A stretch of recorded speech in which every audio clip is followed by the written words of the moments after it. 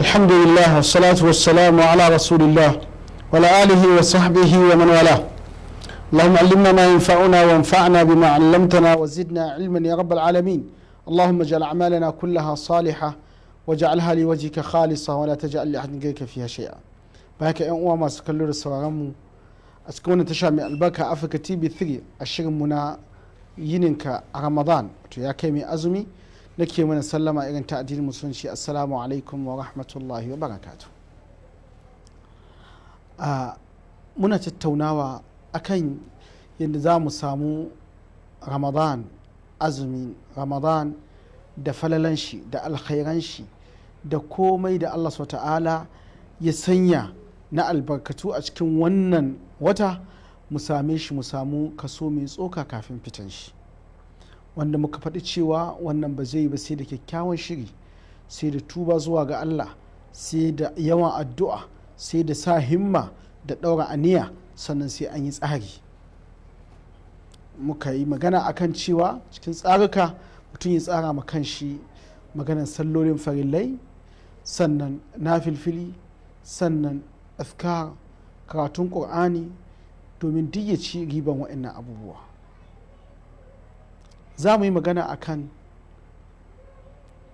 yinin mai azumi, wato a matsayin azumi.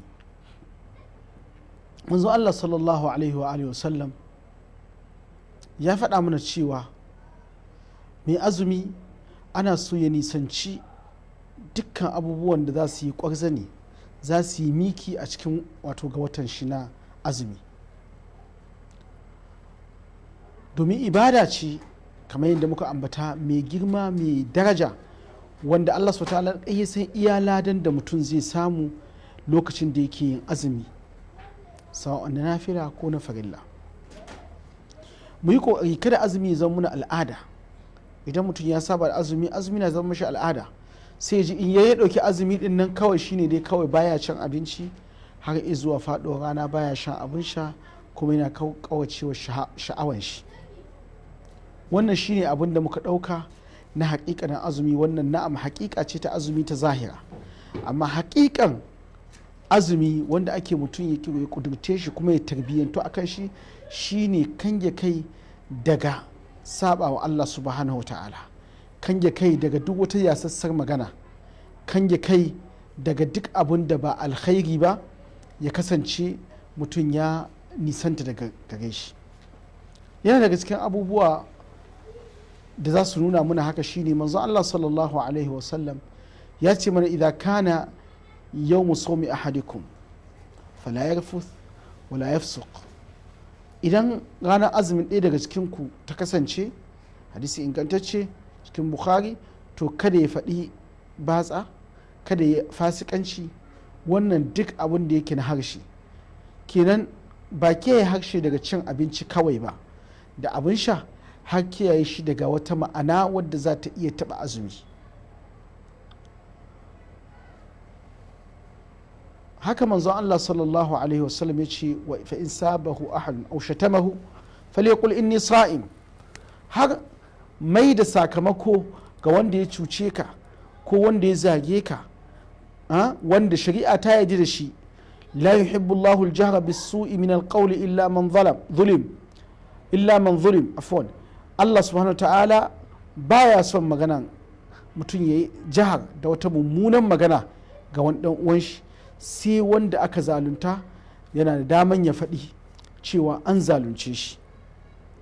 Amma har irin wannan manzon Allah sallallahu alaihi wasallam ya yi ishara ga mai azumi cewa ko da an zage shi, to kada ya mayar, ya ce inni sa'imun, ina azumi.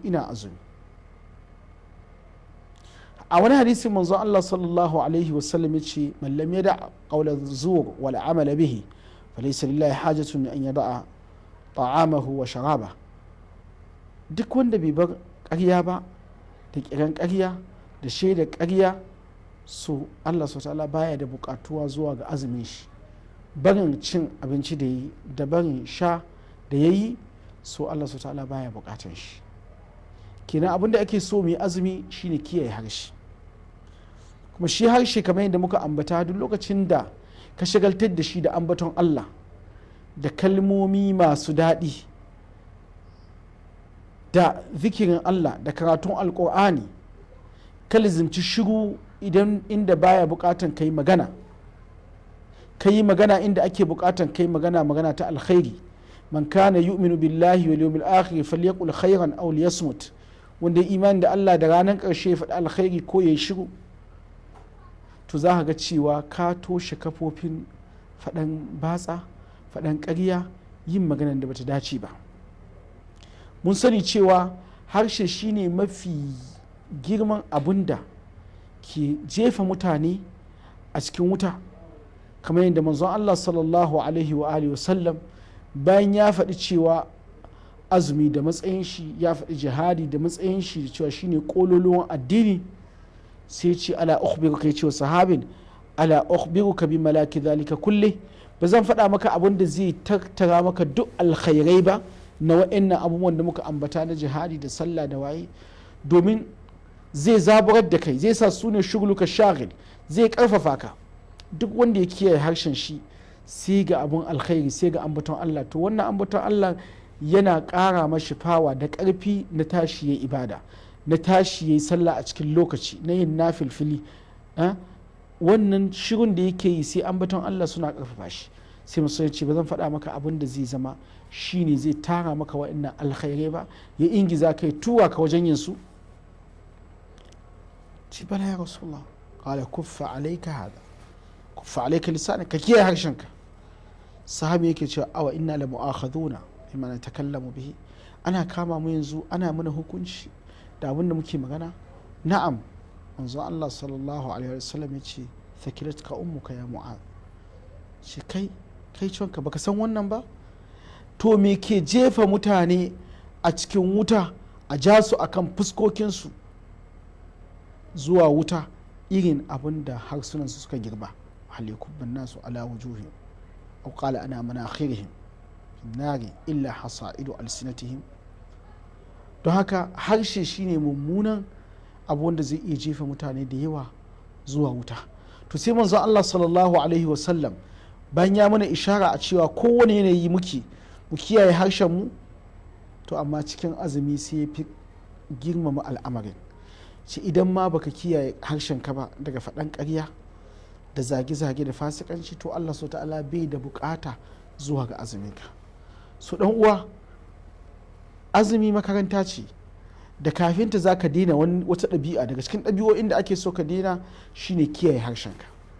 zai koya maka cikin kwana 30 ɗin nan kiyaye harshenka, duk abin da za ka faɗa ya kasance alkhairi ne. so kada mu yi azumi kawai da rana mun kiyaye ba ma magana ko muna jin yunwa ba mu ci abinci ba, amma za mu iya faɗan abin da muka ga dama. za mu zauna majalisa mu dinga zage-zage, mu faɗi alfasha, mu yi giban wani, mu yi ƙarya, mutum ya yi rantsuwa akan ƙarya, jayayya ta siyasa.